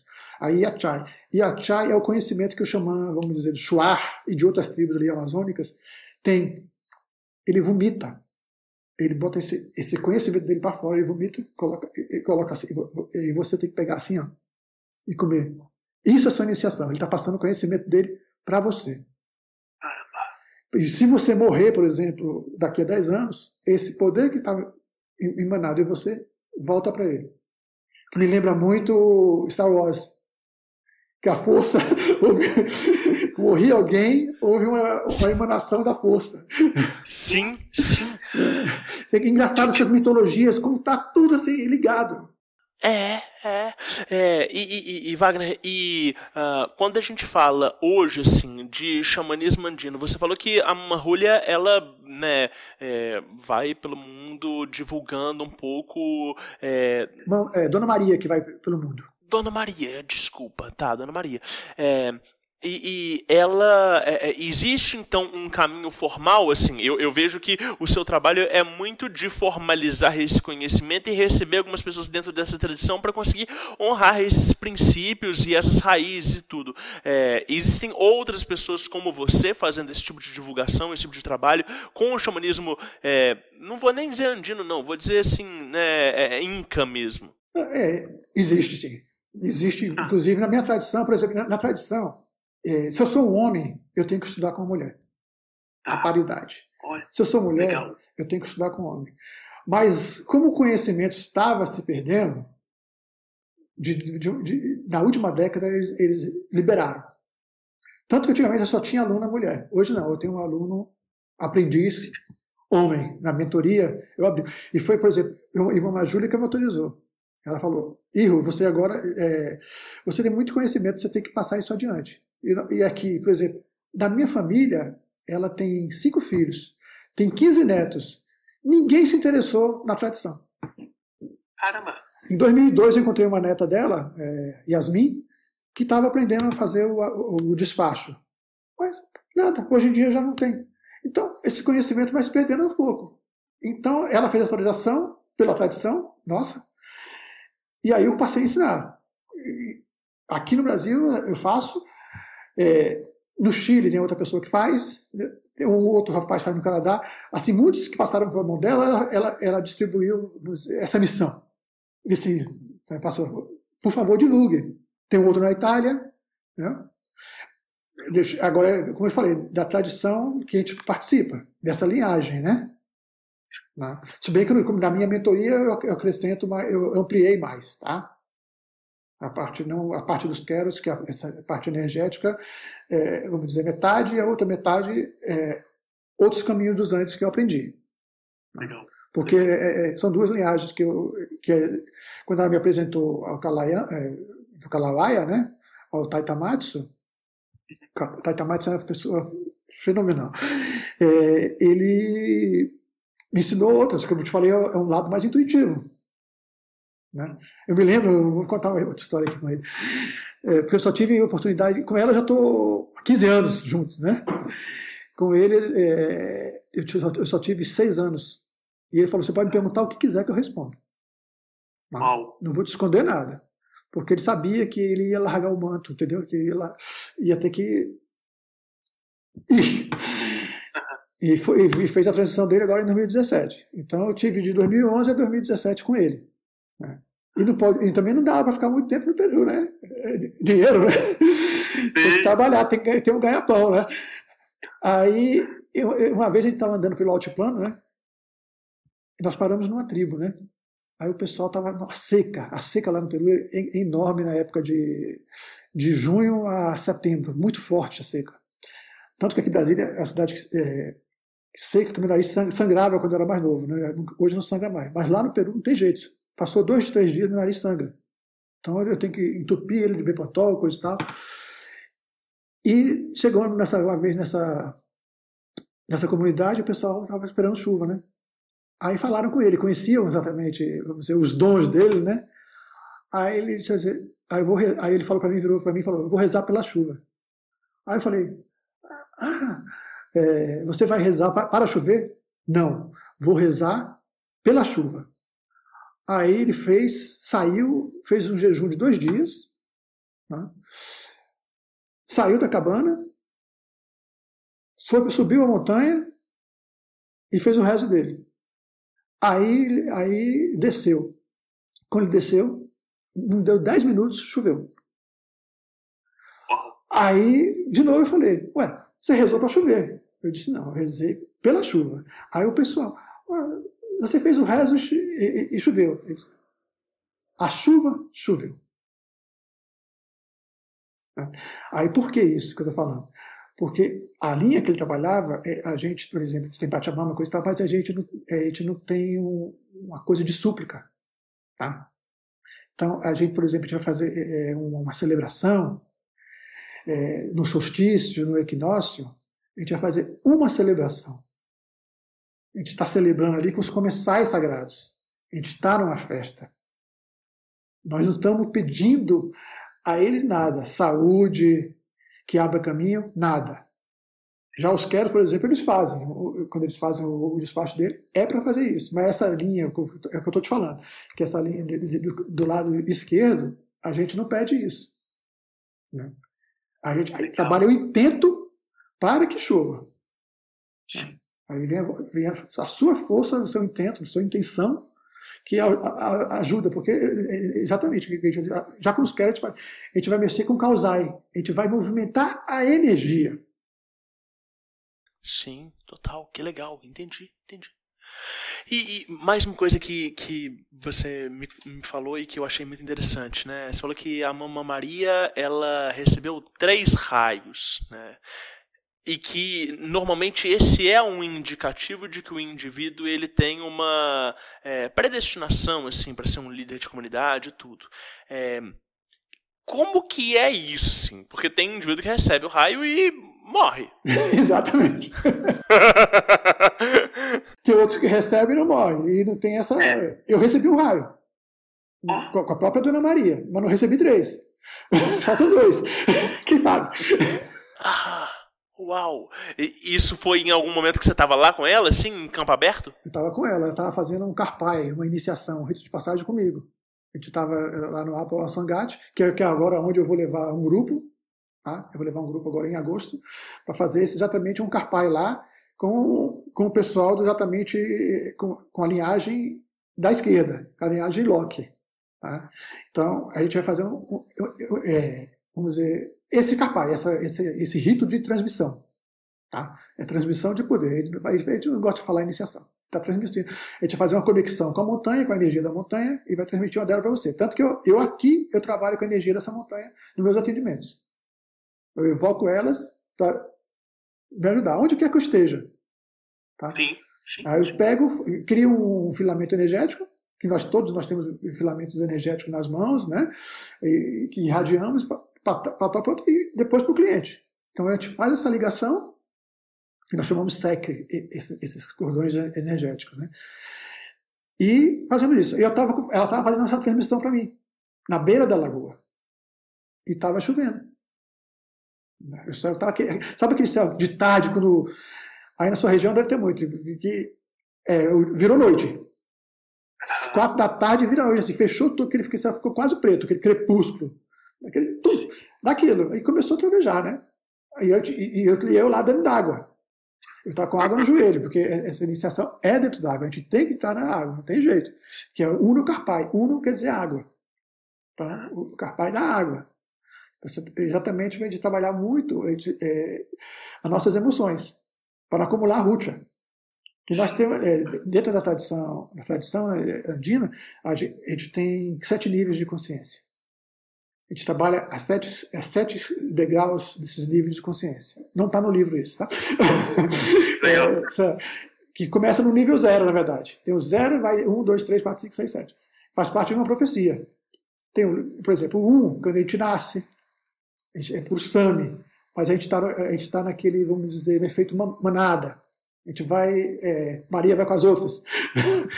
Aí vem o 2, vem o 3, que é parte da adolescência. Então a gente vai começar a participar, vamos dizer, de grupos, de panelinhas, né? A gente não tem uma decisão própria. A gente fica naquela aí, rebelde, né? Aí tem o 1, 2, aí vem o 3, que é o nível, geralmente, que nós vivemos atualmente. A gente está entre o 3 e o 4. Tá? Vamos dizer, no planeta, dizem que não tem ninguém no nível 5. Tá? Tem no nível 4. O que é o nível 5? O nível 5 seria um curador infalível. Tá? Alguém que vai curar o câncer de um outro com um toque das mãos. Pode existir. Quer dizer, a pessoa faz isso e depois... Mas ela pode cair, ela pode diminuir do nível 5 para cair para o 4. A gente vê muito isso, por exemplo, vamos dizer o caso aqui, esse cara que está preso aí, não quero falar o nome dele, você sabe que... tá? Então, ele caiu de nível. Tá? Ele tinha o dom, tinha aquela mediunidade, e não tem mais. Ou seja, ele chegou àquele ponto. Aí, nível 6, por exemplo. Não, nível 5. Nível 4, quer dizer, aí chega, ele era nível 4, aí chega o nível 5. O nível 5 são pessoas que também curam, mas que, vamos dizer, elas são mais iluminadas. Seria um processo de iluminação. O nível 6 seria um tipo... Esses níveis 5 seriam bodhisattvas, por exemplo. Tá? Para você me entender um pouquinho melhor. E o nível 6 seria Jesus ou Buda. Tá? Que seria com auréola, com aquele corpo de luz. Já o nível 7 é um nível etéreo. Seria o nível do espírito. Tá? Do Deus do meu coração, o que seja, da minha deusa, dependendo da corrente espiritual de cada um. Né? Então, nós não temos ainda isso, mas trabalhamos com isso. Que nós, como tinha uma música do Jim Morrison, né, da Doors, ele falou que a revolução tem que ser interna. Né? Ou seja, a nossa mudança tem que ser interna. Por exemplo, a gente quer um mundo de paz, só que tem que começar pela gente. Então, o meu trabalho, por exemplo, com meus aprendizes, com meus alunos, né, é trabalhar, aumentar o nível de consciência deles. É o que eu falo sempre. Para trabalharmos a consciência, temos que ter consciência. Tem muita gente por aí que não tem consciência. Sim. Entendeu? É o que está mais cheio aqui na humanidade. É por isso que está assim, esse matricídio aí. Né? Essa exploração desenfreada do nosso planeta. Né? E é difícil, né, de lidar com esse recurso, porque é um recurso que ele é muito subjetivo e abstrato, né? Quando a pessoa tem um pouquinho de consciência, ela consegue perceber a si mesma e trabalhar a si. Mas quando você encontra algumas pessoas que elas têm, assim, esse enrijecimento cognitivo de não ter autopercepção e de não ter, né, essas funções de pensar assim de forma crítica, é difícil até de sensibilizar essas pessoas, de mobilizar elas para que elas possam adquirir essas funções e aí sim começar o trabalho. Né? Então, o trabalho começa antes do trabalho. Né? E é o que eu falo, é o conhecer a si mesmo, né? Tem uma história, eu vou te contar essa historinha aí, rapidinho. Legal. Chama-se Árvore Sagrada. Tá? Ela está num livro que, inclusive, eu fiz a introdução. Chama-se Inca Power Places, tá? Que é de um guia turístico que é xamã também, lá no Peru. Ele tem o nome xamânico dele de Malco, James Arevalo Meregildo. Aí, o livro em inglês, a introdução é minha. Mas tem um livro em Centros de Poder nos Andes, que é em espanhol. Aí ele fala da Árvore Sagrada. Ele conta a história de uma tribo de lagartas. Tá? Nessa tribo de lagartas, tinha uma lagarta chamada Pedro. E ele tinha uma grande amiga chamada Clara. E narrava a lenda que lá eles tinham uma tal de uma árvore sagrada. E que quem chegasse ao cume dessa árvore sagrada ia ter iluminação. E ele tentou chamar os amigos para sair nessa aventura, para ir até o topo da árvore sagrada. Ninguém quis, nem sua amiga Clara. Aí ele disse, eu vou só. Fez uma trouxinha, começou a caminhar lentamente, né, que era uma lagarta, atravessou o rio montado numa folha, cruzou e chegou na árvore. E começou a subir a árvore. No meio dela encontrou outra lagarta, perguntou, e aí, irmão, como é que tá? Conseguiu atingir a iluminação? Como é que ela recebeu o conhecimento, a sabedoria? Aí disse, nada, é tudo balela. Esquece, nem vale a pena você subir.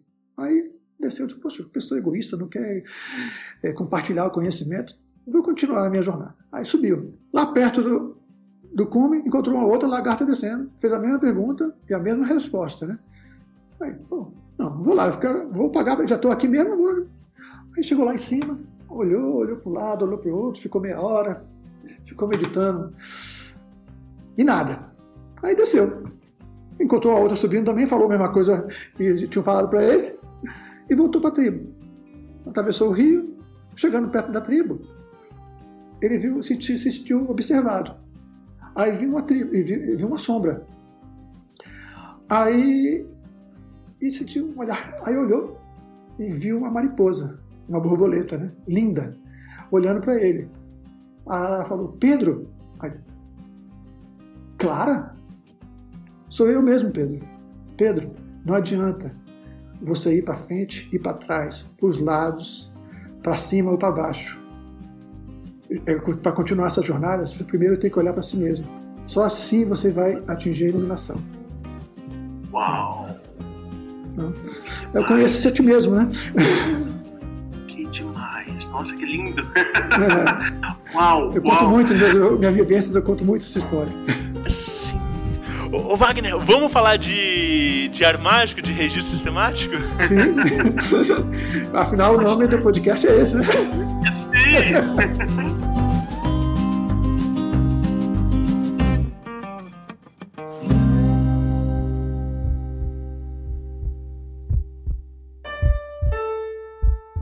Não importa o que dizem a você, palavras e ideias podem mudar o mundo.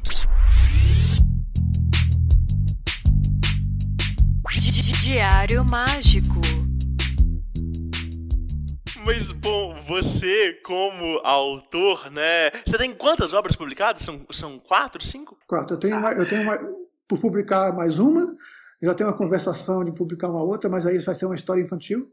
Né? Mas primeiro eu gosto de acabar primeiro meus projetos para depois que eu estou a atuar, para ir adiante, né? Legal, legal. E, bom, enquanto autor, você precisa de ter um rascunho ali de como né, concentrar as informações todas para depois né, passar elas para o papel e publicar. Você tem prática de registro? Como é que é isso?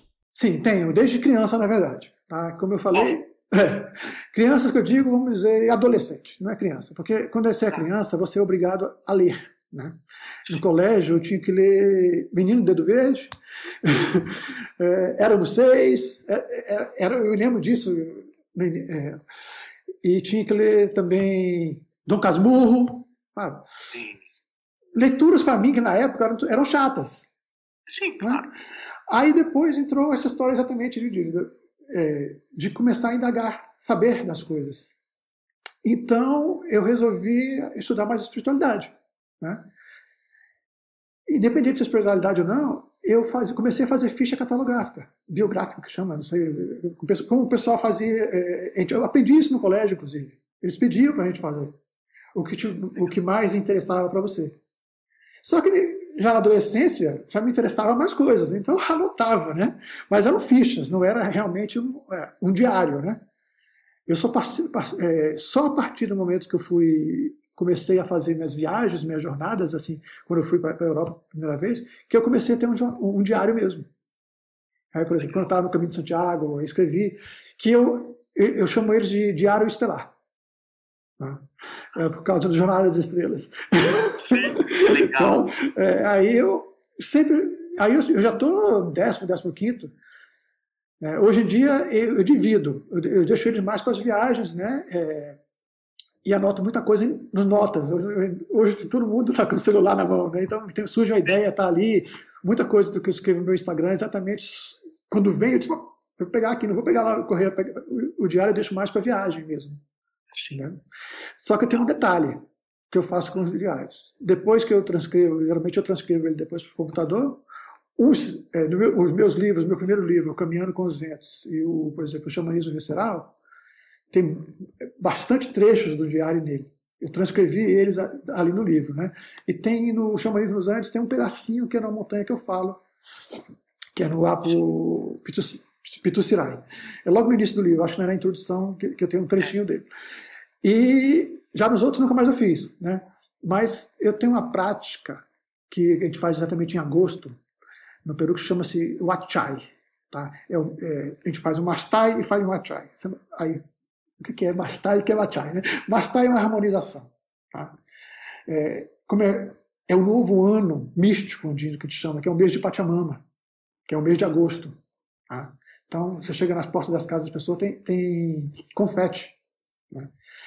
E aí, você harmoniza. Eu abro minha mesa, por exemplo, e eu trabalho com ela ali, tiro uma pedra, uma cuia, coloco uma outra, algum outro objeto, um retrato de alguém, se eu queira colocar ali, de repente um chucário, botar uma semente, eu faço isso. Só que ali eu estou fazendo um achai, uma recapitulação. Eu faço diariamente essa recapitulação antes de dormir, de todo o processo do dia. Tá? Isso é uma coisa que eu aprendi com os Kalawaias e também li isso na obra do Castanheira. Tá? Então, mas aí eu faço diário. A última coisa que eu fiz no dia, por exemplo, hoje eu vou dormir. jantei, fiz um podcast com você, almocei, pela manhã escrevi, tomei o café da manhã, fui para a academia, pronto. Esse foi o meu retrospecto do dia. A minha recapitulação do dia. De trás para frente. De trás para frente, de todo dia. Tá? E se tiver alguma energia densa durante esse dia, uma coisa que me chateou, por exemplo, o meu vizinho que estava cortando árvore até chegar aqui, começar que eu disse, caramba, vai vazar esse som aqui na gravação. Não, deu meia hora e ele parou, antes do início. Então, é uma coisa que eu faço, que vai estar incluída nele, e eu respiro, entendeu? Eu pego essa energia e vou soltando ela, da direita para a esquerda, entendeu? Legal. Exatamente para tirar essa rútia, essa energia pesada, densa que estava comigo. Para eu voltar. Se bem que durante a noite, a gente é limpo, tá? Essa energia rútia que eu citei, durante a noite ela é limpa. A energia cósmica, o Kausai, né? Ele limpa a gente. Aí, nesse mês, voltando aos diários, né, lógico, que é o tópico agora, eu queimo ele. Ele já está transcrito em algum lugar, mas eu estou simbolizando ali o meu último ano. Eu rememoro ele em frente à fogueira, vou rememorando, vou queimar esse probleminha que eu tive com a minha esposa. Tá aqui. Aí pego um galho e boto ele na fogueira. Aí pego outro galho, vou ali, problema com o vizinho. Aí vou colocando. Sobra galho, tá? Esse é o nosso trabalho do sul que nós chamamos, entendeu? Não tem jeito, gente. Sobra sempre galho. Mas é uma recapitulação. É um processo de você tentar manter o seu campo de energia luminoso íntegro, tá? Coerente com a prática, com sua prática. Se no meu paciente eu quero manter ele limpo, ele com a energia refinada, eu quero isso para mim. Eu tenho que estar em harmonia, né? Eu, com problema, não vou tratar de ninguém. Vou passar o meu problema para a pessoa vai chegar aqui de um jeito que sai pior do que chegou. Então, não pode fazer isso. E é o que eu faço. E com o diário, eu termino fazendo isso. Né?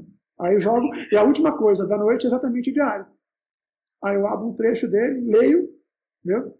Agradeço os Ilatixi, que são seres luminosos que me acompanham, né?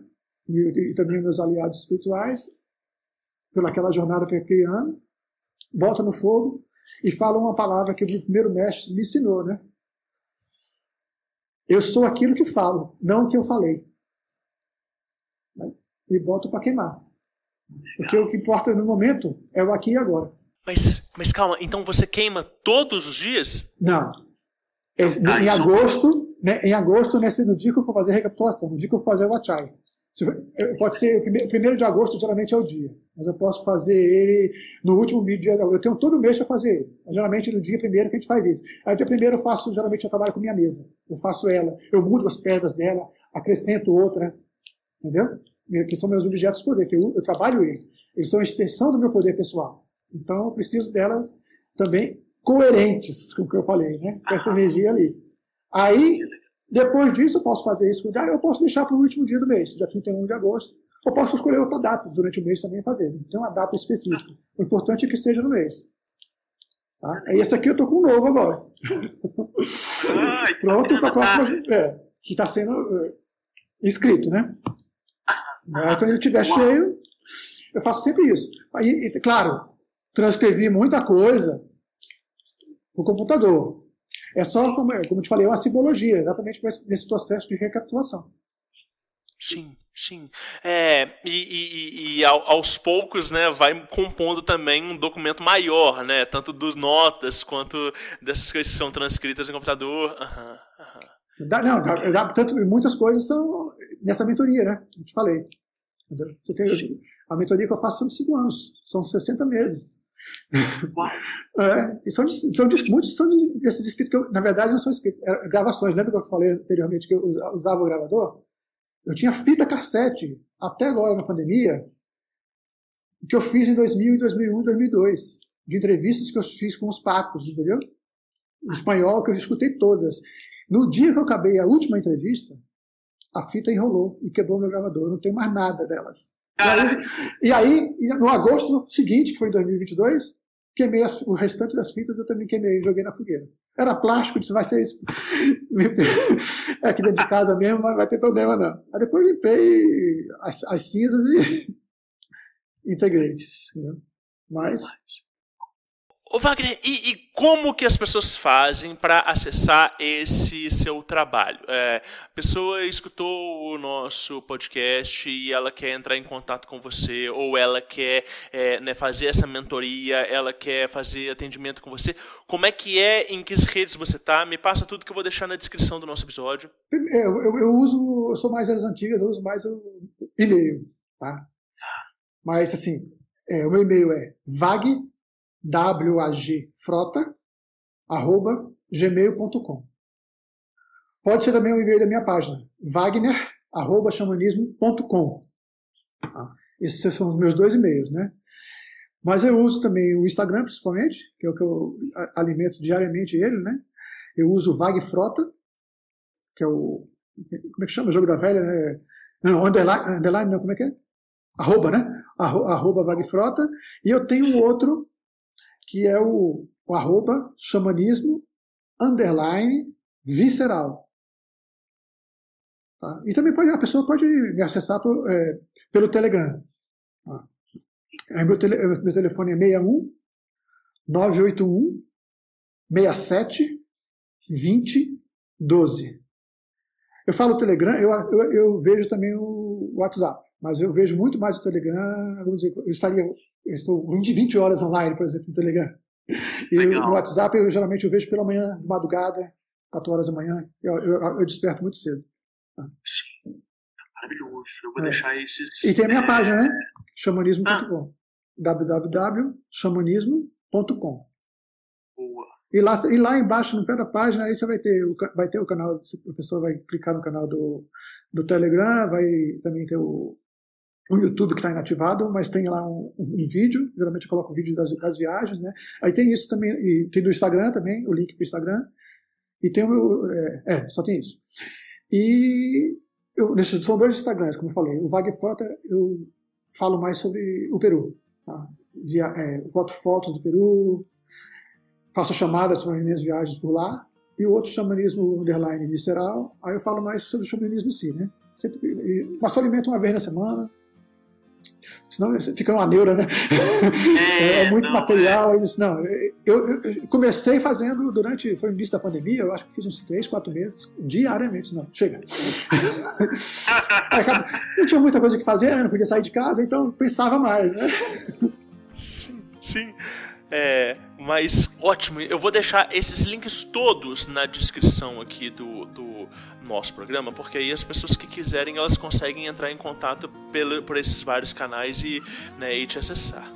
Eu queria te agradecer demais, né, por ter aceitado esse convite, pela transmissão de conhecimento. Foi incrível, foi maravilhoso, fiquei muito feliz. Espero que você tenha gostado também. Eu que te agradeço pelo convite, né? Não, foi uma conversa super agradável, muito boa, entendeu? Muito bom. E prazer de conhecer, né? Eu estava trocando ideias, mas conversar assim online é melhor. Sim. Eu tenho a impressão de que a gente ainda vai conversar muito. Estamos a seu dispor, entendeu? É só combinar as agendas. É maravilhoso.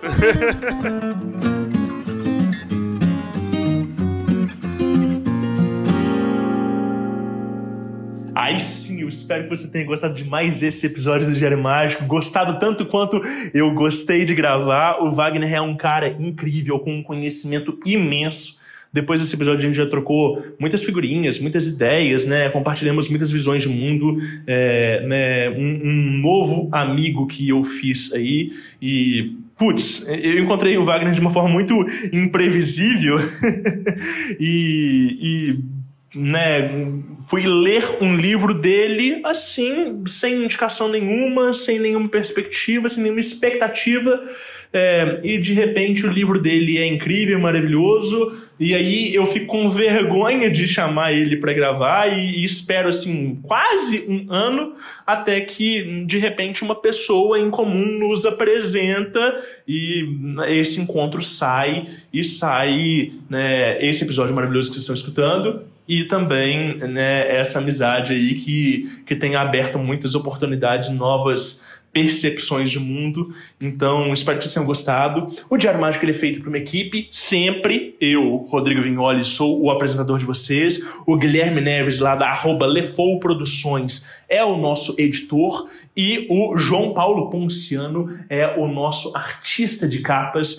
Espero que vocês estejam gostando desse projeto, tal como eu gosto de produzir. Em breve temos muito mais. Continue anotando os seus resultados. Lefou Podcasts.